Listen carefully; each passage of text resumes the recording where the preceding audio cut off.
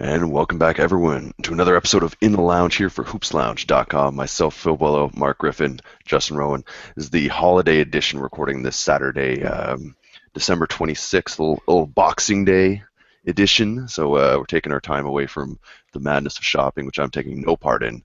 I want to start the time to say happy holidays to everyone out there listening. I hope you guys are all doing well, and it's Christmas, which weirdly enough in the world of sports means basketball so for the rest of us, it's feeling good. What made your Christmas days jolly basketball wise? Well, for me, I only got to catch the dinner time game, which I watched, the Warriors and Dubs playing, intermingled with eating chicken lasagna, which was delicious. But I love the woman sitting courtside trying to call LeBron a crybaby. That was quite a nice vine. He's kind of staring down like, I am not a baby. And I Yeah. have my band of merry men. So Warriors against Dubs, probably Dubs against Cavs. That was Oh a big yeah. game. Sorry. So, Yeah. but who better talk about the Cavs and the loss than Mr. Cavs Nation, Justin Rowan?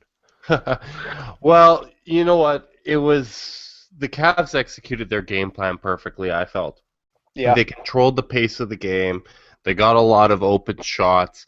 They didn't. The open shots for the Warriors that they allowed were the right guys. They were coming from guys like Brandon Rush, Andre Iguodala. Tactically, I thought they did a very good job, and they won the turnover battle as well, which were all the things that I had wrote in the preview, what they needed to do in order to upset the Warriors.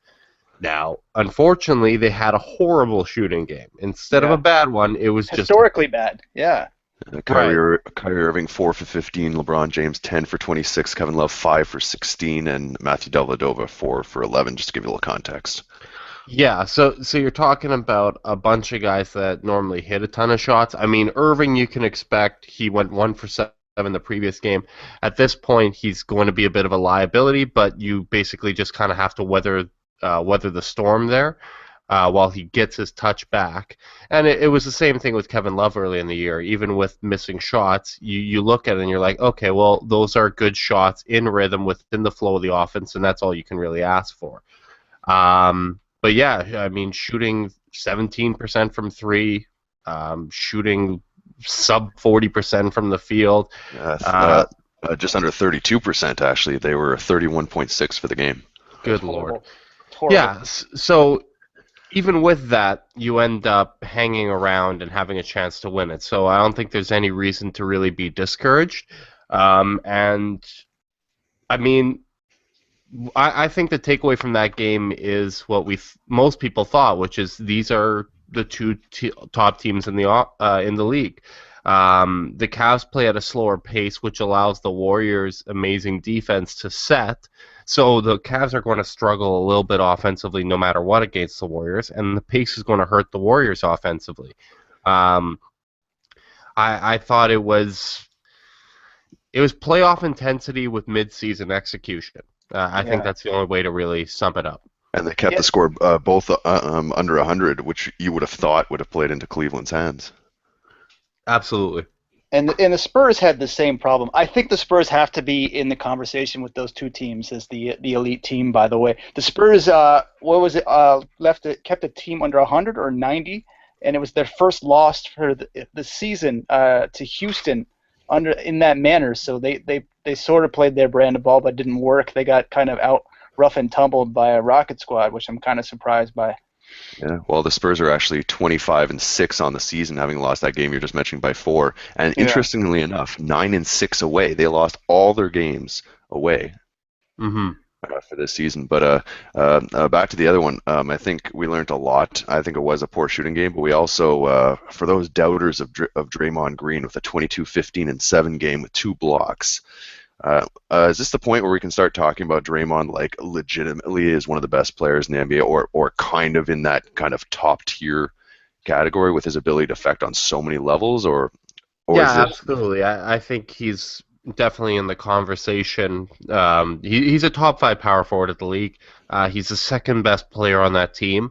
Klay Thompson scores more, but I think that's a little bit more of a product of the system. He's obviously a great shooter and he can defend.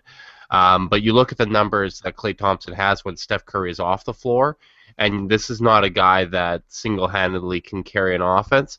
Draymond Green, even when he isn't scoring, he's absolutely 100% able to impact the game with his defense, the way he facilitates for the team. He's a constant triple-double threat.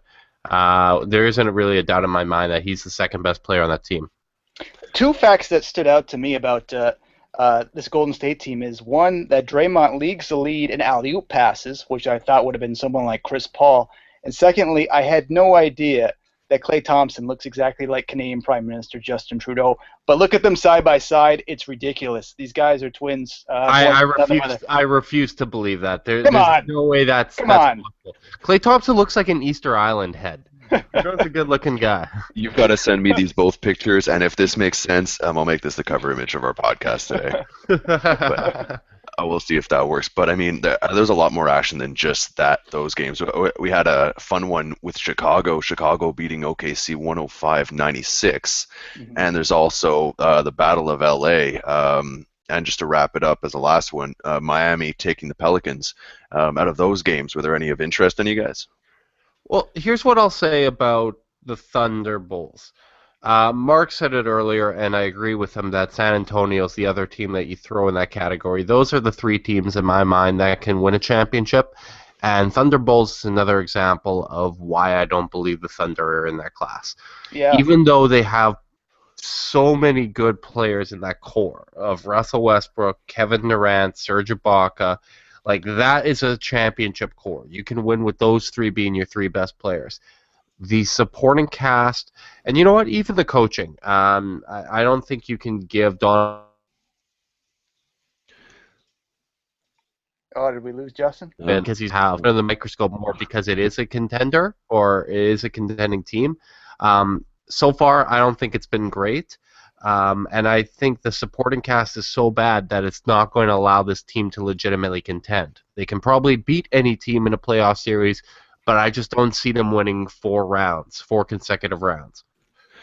Yeah, and I'm starting to agree with you more and more. And the one thing that sticks out, like, I don't think I'm as down on the supporting cast as some people actually like a lot of these players, but I personally think the biggest thing, and when you listen to a lot of coaches, what they say instead of, high level play and these extreme games is consistency, right? And when you notice when they win, Serge Ibaka scores double-digit points. He adds more. Like, he went 3 for 12 from the field. Like when you look at the box score, you have your high 20 games by Durant and Westbrook, and you have your nice bench play with Enes Kanter with 14 and 13. But other than that, your three other starters combined with 11 points. I mean, the inconsistencies of how these guys add to the team and add to the box score and add to the overall play, to me, is the difference. I mean, Westbrook and Durant find their ways to score. I mean, while they both had, Westbrook didn't have the best shooting game. He was 7 from 13 from the line. They were both missing threes like crazy. But, he got some assists, got some rebounds, but it's that consistency that I think is a little bit more, because as much as you say, you can win with that big three. If Serge Ibaka is giving you 6 points on 3 for 12 shooting, is that really a big three if you can't count on him every game? Yeah, that's a very good point, but his defense really is the biggest contribution to that team. And I'm with you. I do like some of the role players on there. I just don't like how they fit with Durant, Westbrook, and Ibaka. And obviously, my mind, that's the most important thing. Yeah, no, it makes some sense. Now going over to a game which I actually thought was interesting, the Miami Pelicans game, which Miami doing very well this season, as some people may have expected. We're looking at another team where supporting casts are not giving a whole lot. I mean, we've talked kind of to death about Miami in terms of, Hassan Whiteside has been in the news and putting up his points, but again, only playing 25 minutes. But didn't he have like 10 points in the first quarter, something like that, of that game? No, sorry, not 10 points. He had something like 10 rebounds in the first quarter. A bit of a ridiculous number, but when we're looking at the Pelicans here, like Anthony Davis, 29 points, 15 rebounds, 4 steals, 4 assists, 3 blocks, great numbers, but there's kind of nothing else going there. And Drew Holiday, as much as I love him, 9 points and 2 assists off the bench isn't going to make that happen. I mean, is this the point where we kind of start writing off the Pelicans? Yeah, you almost want to say, Alvin, just tank it so you can get some more guns to play with Davis, because Eric Gordon's not going to do it for you. I mean, he's a shadow of what he once was in his early years with the Clippers, and Anderson may be on the block, and Tyreek, I don't know if that's the best fit. I just think really they need more firepower, and you have a great coaching staff, you have a superstar player, but it's just not enough in this league. Most teams got 2 or 3 of these guys, so they just need more firepower. Hmm. And I don't think it's on Alvin Gentry to tank it. No, I think no. the front office needs to start trading these guys away and actually rebuild properly. Yeah, no, yeah, and there's a lot of moves that could happen. But to kind of piggyback on Mark's point, Justin, I don't think some of these guys could, in a different system. I mean, like Tyreek Evans, Eric Gordon, Drew Holiday, they could bring some value to other teams. So like this may not be kind of just like selling off waste. Like if they Oh if no, they're no, shrewd about it. absolutely not, and that's not what I was suggesting. I mean, I think you can get legitimate pieces in return for this. You just need to get guys. Well, one, you got to get guys that are more durable. But you need guys that fit better with Anthony Davis, that are on kind of the same career path or same points in their careers. I just think if you sell off, you get some assets in return, kind of eyeing next year more so than this year. You add a high pick in the draft, and then you can legitimately have that championship core. Because once you start getting to that playoff level, it becomes a lot more difficult to make the necessary changes to elevate your ceiling, and I think the Thunder are a good example of that. Absolutely, and Ryan Anderson has been in the news more than any of them. But there are players in the modern NBA that can bring a lot of value here. Speaking of guys who are bringing a lot of value to their new team, Eric Bledsoe has been on kind of a tear of late for the Phoenix Suns, and kind of taking over that best player. Sometimes it would go back with Brandon Knight last year, but I think people are pretty on the bandwagon of Mr. Bledsoe. There's a lot of movement there. Like, where do you guys see these Suns like going forward? I mean, Markieff Morris may be on the move. Who knows if Alex Len is the answer at center? Who's the real answer at small forward? This is a team with a lot of question marks to me. Like, can you convince me that as a Suns fan going forward, like I have something to look forward to rather than just a big box score from Eric the Flash Bledsoe? I mean, my thing is the management. What we heard from Goran Dragic when he left was very similar to what one of the Morris brothers said when he left. I think there's kind of a coldness between what's going on in the front office and on the court, and it seems to be that way, that culture, for a few years now. So until there's something more concrete there, I don't think they're going to continue to grow as a system together. Yeah, you took the words right out of my mouth. I don't believe in the front office at all. And even Isaiah Thomas, apparently promises were made there. He wasn't as vocal in the media, but promises were made there and they weren't kept. And that's an impact player. I mean, he's playing great for the Celtics. He was playing great for the Kings as well. The things that you hear coming out of Phoenix, outside their medical stack, I don't believe in their off-court personnel at all. So I don't believe in this team. I think they're at the point of no return with Markieff Morris. I don't know if you guys saw this, but as he checked out of the game the other day, he threw his towel at the coach, and now he's suspended for 2 games. So it's a volatile situation, and a team that I thought had a pretty good shot at getting that 8th seed. I think that chance, even though their record isn't terrible, I think that chance has kind of gone out the door. Yeah, well, speaking of guys who've taken point guards out the door, we're hearing again that Derrick Rose might be dunking. Are we possibly? Is there a shred of hope that Derrick Rose the old still exists, or has everyone just given up on this guy at this point? He has to Grant Hill himself and just reinvent himself as a high IQ, below the rim type of guy. I know he can do it. It's just a matter of if he wants to do it. That's the biggest thing. Letting go of knowing that he doesn't have that athletic, that first burst, that jump anymore, and just learning how to play the old man YMCA game. Because if he wants to do that, he can play in this league for another 10 years. He's 26, 27. He can keep playing if he's willing to adjust. But is he a high IQ player? I mean, a lot of what he did before was He's predicated athletic. Yeah. on athleticism. Like it wasn't necessarily smart plays. So he's never been someone that I've really looked at and thought, okay, well that's a high IQ player. So Grant Hill was able to reinvent his game because of those basketball smarts. I don't know necessarily if Derrick Rose has that. I think he's And the much more Phoenix like. Suns training staff. Let's be fair there. Yeah. I just don't. I think he's more likely to go the way of Darren Williams, who had a great stretch, but after that, just who he was kind of haunts him in some ways. He's not able to reinvent himself as a role player because he feels that his time as a star was cut so short. So I don't really know if Derrick Rose is capable of that. I mean, really, right now, I don't think there's a lot of evidence out there that Derrick Rose is a better player than even Kemba Walker. I just don't see that star potential there anymore. Okay, so strange little trade idea because we like talking about this. Derrick Rose, Drew Holiday. Do you take the chance on both ends? Oh God. No. No. I don't And think who the says no to upside. that one? The Pelicans, because Derrick Rose is still under contract next year for $23 million. That's not how you become a better team.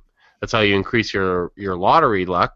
And again, there's another player that's always hurt. So I think that's the absolute last thing that the Pelicans need. Okay, so they essentially just need to trade like Tyreek Evans for the Phoenix Suns training staff, and then kind of both teams win out, is what you're saying. Not quite. Close. Okay, Mark, I'm on your side. What's made news to you in the NBA? Well, I actually got a college one to throw out there. This left me shaking my head the other day. University of Vermont. It's a Division I school. One of their players got suspended, I think, for 12 games for taking his university books and reselling them. Really? Yeah. It's Yeah. amazing. I mean, that's Oh, because he's taking cash where he couldn't? apparently so. Apparently, it's a violation of NCAA rules. I mean, this is something Yeah, I don't that's know something about the colleges you've gone to, but the one we did, we had used bookstores all over campus that of sold course. our used books, and he can't do that. Some people are getting really rich off these kids year to year, and I don't know, like whatever. It's big business. College sports is big business. It's not about the players. It's not about anything. It's just cheap labor Yeah, at this And point. crazy. And I think the best thing I've heard for the future of the NCAA, I believe it was on Zach Lowe's podcast, but they were talking about in the next few years having a 30-team D-League system in place. Yeah. And obviously they're going to have to start paying those guys more, putting more money into the D-League as well. But I think once that becomes an option, kids aren't going to go to college if they are targeting the NBA, and I think hopefully that kills the NCAA because at this point I just think it's one of the most corrupt systems in the world. It exploits kids, and I'm looking forward to the death of it personally. And what's the point of going to school if you're only taking 1 year anyways, right? It's not like you're really finishing that degree. And if you really wanted to, you could just have your playing degree apply to any of these schools and go in the off season. Oh, absolutely. Go when you retire. I mean, 35 isn't too old to go to school. Guys do it all the time. So there's options there. And especially if you're rich and don't need to work anymore. And just at that point, I'm choosing to go to school. And okay, so on the other side of the ball, Justin, what's been piquing your interest NBA-wise? I think Christmas Day was a good example, actually, that the Rockets might be turning this thing around a little bit. I don't think they're going to reach contender status. I wouldn't put them in that tier, but they're starting to play a bit better ball, a little more inspired defense as well, and really that's resulting in them being more competitive and an impressive win over the Spurs on Christmas. So I think better times might be ahead for Rockets fans. Yeah, and I'm secretly really hoping that happens because I actually like there's something I wanted to watch ever since last year's playoffs. I want to watch Patrick Beverley hawk down on Steph Curry for the whole game. I just I think don't that want that because I think Beverly is going to try to hurt him, and I'd like to see the Warriors healthy. I mean, as a Cavs fan, I'd like to see them lose, but I don't want anything tainted. I can see Like what you're saying.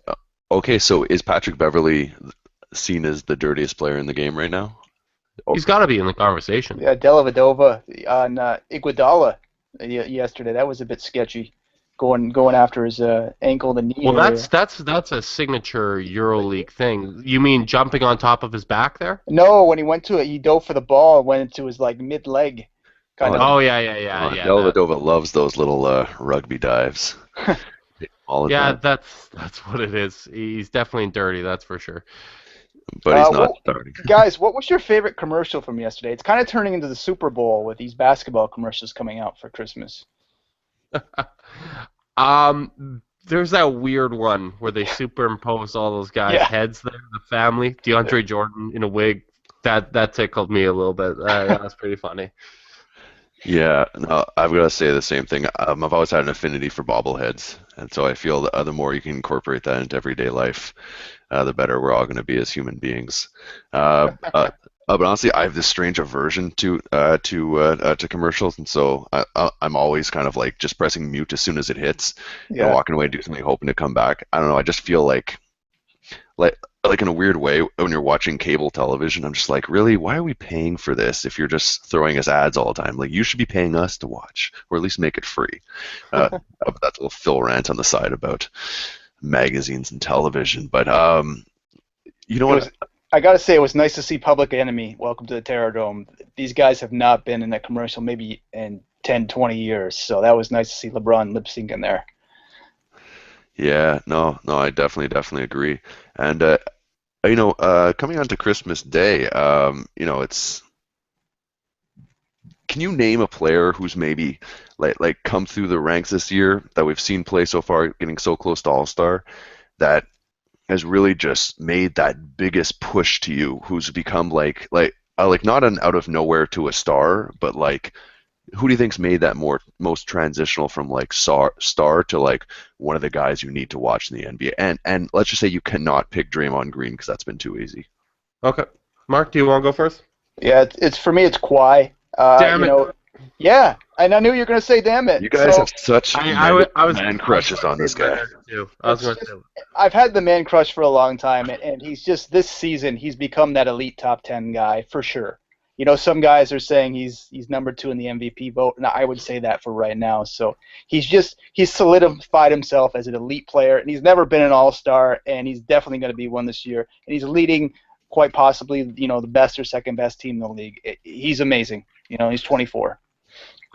Well, I completely agree with what you're saying, but I'm going to go the other way. I'm going Paul George on this one. I think he's shown me a lot that I've always liked him as a player, and I think it's as much as it's impressive the record that the Spurs have when you look at who they have they're playing with compared to what Paul George has playing with in a much improved East.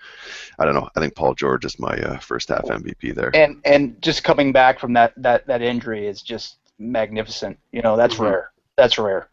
Well, it's kind of cool, right? Like compared to all the injuries that we were suffering through last year, and it was just brutal to watch. It's kind of like this like redemption season for the NBA, right? Mm-hmm. Like you're seeing, the good guy Warriors won, they're coming back, and it wasn't just a fad, and they're just winning. Obviously, some really sad tones at the starting with Saunders and Kerr and all the rest. But then, going up, the teams that are supposed to be good are really catching fire. The teams that weren't supposed to be good, like it's just ultra competitive. Well, except for the top 3, I suppose. Like, is there any team outside of those top 3 guys that you really think has made enough noise that it's worth even considering them in that real finals conversation? No, but going back to what you had asked of what player has stood out, seeing as Leonard's been taken up and George, I'm going to go with Jimmy Butler. Not because he's been a complete superstar, but you could probably make a really good case that if you wanted to start a team, or if you were trying to pick the perfect shooting guard for your team, you might go with him because, James Harden obviously has his flaws on defense. There's talk about his commitment off the court and things like that.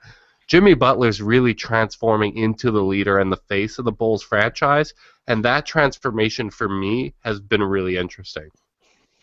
So front. What's the term? Swing players or wing players. We'll play both end Swinging guys. wingers. Two-way guys. Two-way guys. So 3 two-way guys. That's like the new wave in the NBA right now. Mm-hmm. If you can't go that way, it's not going to work. And it feels so great that like I've been so anti the Melo bandwagon for so long. Now finally, the league has caught up with the pushing of the two-way players. And who knew that Pau Gasol would figure out that he needed to become a two-way player late in his career, or at least try to be. At least try to be. Yeah. I think he always tried to play defense. Yeah, I don't think he's really taken a huge jump there, but they're playing decent, or he's playing decent team defense, I guess. And one thing I really liked was actually their uniforms for Christmas Day. I was actually a big fan of these strange uniforms, especially the Bulls. I thought it was kind of classy compared to some of the normative ones. Yeah, I liked how they were sleeveless. That's a good step. Yeah, I think this was the best. So I think this was the best Christmas jerseys they've had in a very, very long time. Exactly. Well, before we go, is there any closing points either you guys wanted to bring up that we can throw around the round table? Oh my God, I got nothing. I hope everyone gets to relax and have a good time during the holidays. I can say that. Yeah, and after the Christmas Day games, we got a ton of them Saturday, so we're back at the swing of things. So it'll be interesting to see now that the first 2 months, the feeling out process are in the books. Now you're going to start to see teams kind of implement a little bit more of their offenses, get things going, and start to create separation from the pack. So it'll be interesting to see what's sustainable and what kind of moves start to happen before the NBA's trade deadline. One random question. Who's your coach of the year so far? Vogel. Really? Yeah. Well, I'm not going to give it to Steve Kerr. The Pacers just have been great. I think Vogel. Just give it to Luke Walton. He deserves it. Come on. He doesn't even have a win this season. Brett Brown has more wins than Luke Walton. Yeah, I get you. Fair enough. Yeah, I know. I think Vogel for the same reason I had to pick Paul George. Just doing the most with the least. I mean, Brad Stevens, had they been doing a bit better, may have been in that, but I don't think anyone else really. And you know what? I am going to give a little bit of credit, and I know it's really hard to do, to Brett Brown, because I actually think, considering he has such terrible talent, I think he puts a decent, competitive enough team. Like I would love to see this guy be able to coach a team that should contend on its roster alone. Yeah, I agree. I think he's a really, really good coach. I think the offensive and defensive systems are there. He's just getting screwed over with the roster. And Stan Van Gundy's doing a good job. I mean, these guys can come around and end up maybe fourth, third in the East if they keep coming together. Detroit's been looking good. Good call. Good call. Yeah. All right, guys. Well, listen, I want to wish you a happy Boxing Day and enjoy the weekend full of basketball and family and drinking and all the rest if you're into that. So on behalf of myself, Phil, Mark, and Justin, I want to say thanks for keeping in the lounge with us, and join us anytime at hoopslounge.com. You want to keep us in the conversation, we'll put all our Twitter handles in the description below, and let's keep it going. We'll do this for you. All right. Thanks for joining, guys, and we'll catch you next time.